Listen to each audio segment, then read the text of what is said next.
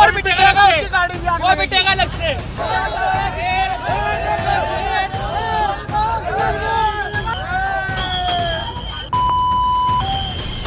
उत्तर प्रदेश के अंदर दोस्तों इस वक्त कांवरियों ने आतंक मचा के रखा हुआ है।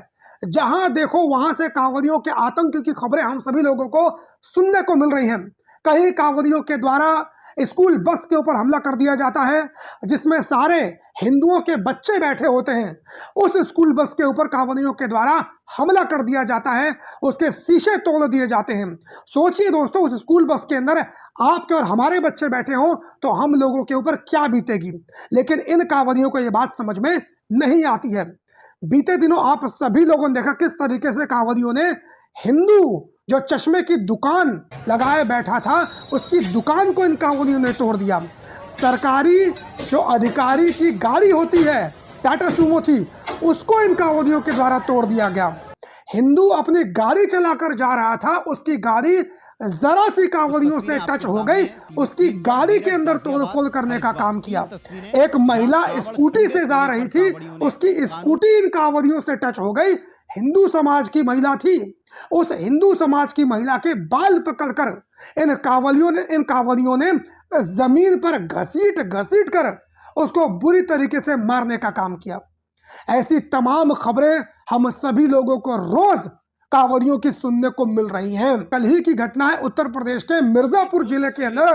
कांवरियों ने सीआरपीएफ के एक जवान जो हमारे देश की सेवा करते हैं, फौजी हैं, ये बीजेपी वाले बड़ी बड़ी बातें देश के फौजियों के लिए करते हैं, राष्ट्रवाद की बड़ी बड़ी बातें करते हैं। उस फौजी को दोस्तों इन कांवरियों ने जमीन पर लिटा लिटा कर घसीट घसीट कर बुरी तरीके से मारा। और जानते हैं दोस्तों, उस सीआरपीएफ के जवान के साथ उसका एक छोटा मासूम सा बच्चा भी था। वो बच्चा इन कांवरियों से अपने बाप को बचा रहा था, मिन्नतें कर रहा था इन भगवाधारियों से कि मेरे पापा को छोड़ दो, मेरे पिताजी को छोड़ दो, मत मारो। उन्हें बचाने का वो प्रयास करता रहा, लेकिन इन कांवरियों ने उस बच्चे की एक न सुनी। उस बच्चे की आंखों के सामने उस सीआरपीएफ के जवान को यह कांवरिये लात घूसों से जमीन पर लिटा लिटा कर मारते रहे। सोचिए दोस्तों, उस बच्चे के मन मस्तिष्क के ऊपर इस घटना ने कितना गहरा घाव किया होगा। क्या वो बच्चा अपने जीवन भर के अंदर इस घटना को भूल पाएगा जो उसकी आंखों के सामने इन कांवरियों ने उसके पिता को मारकर उसको गहरा घाव देने का काम किया है?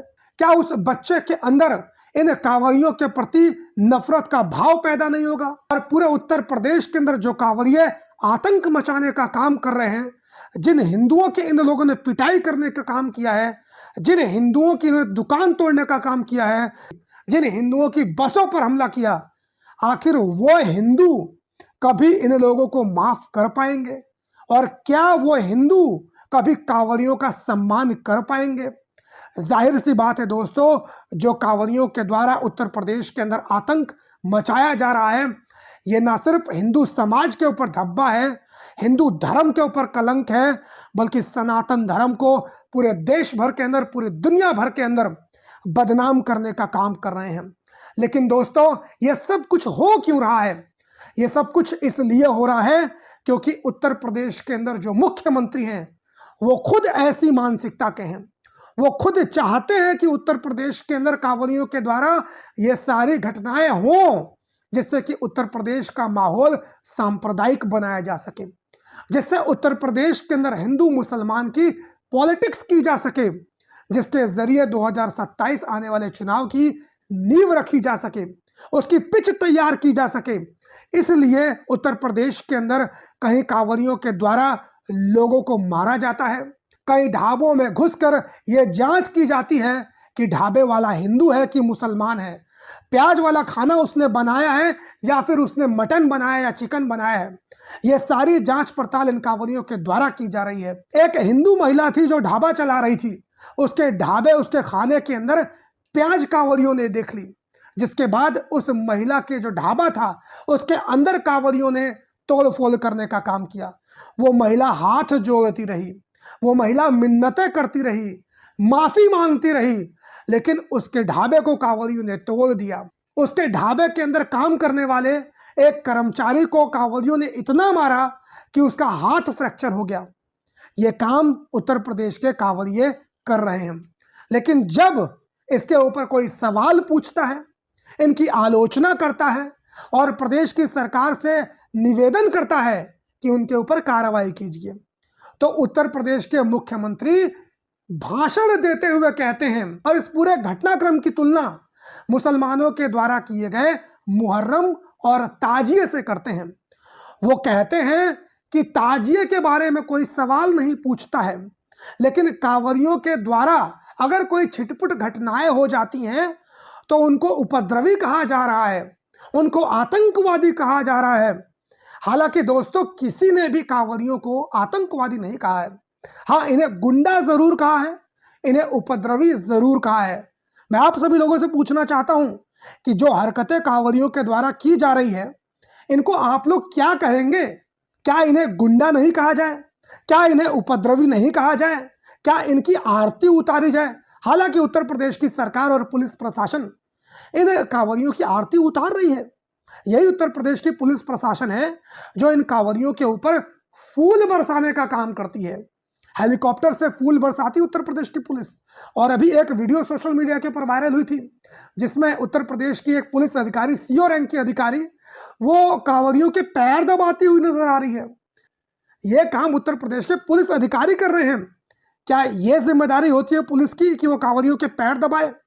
क्या इसीलिए पुलिस वाले ये वर्दी पहनते हैं कि कांवरियों के ऊपर फूल बरसाएं, कांवरियों के पैर दबाएं? पुलिस वालों की जिम्मेदारी होनी चाहिए कि कांवरियों के द्वारा कोई भी घटना प्रदेश के अंदर घटित ना हो सके।